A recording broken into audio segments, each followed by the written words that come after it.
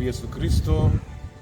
Amina. Naitwa Padre Revocatus Paulo Kabukiza, ni padre wa shirika la mateso ya Bwana wetu Yesu Kristo. Ninafanya utume wangu katika parokia ya Yohane Mtume na Mwinjili Tegeta, Jimbo Katoliki la Bagamoyo.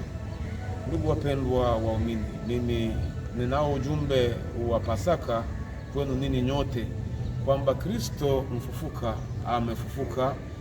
Tumefanya mfungo wa siku 40 ya kipindi cha Kwaresima.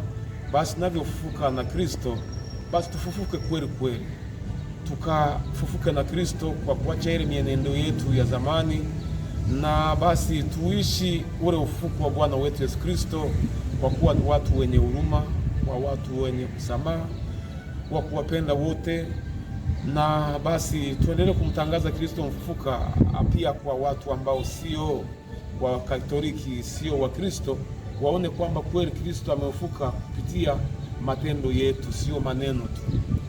Kristo amefufuka, basi abadilishe mitazamo yetu, tuwe ni watu wa kupendana, tuwe ni watu wa kuchukuliana, tuwe ni watu wa huruma, tuwe ni watu wa kuwasaidia wengine kama Kristo alivyofufuka. Basi atuletee picha mpya, atufanye tuwe wapya, atuletee mtazamo mpya, basi katika kutangaza kwamba yeye kweli amefufuka katika wafu.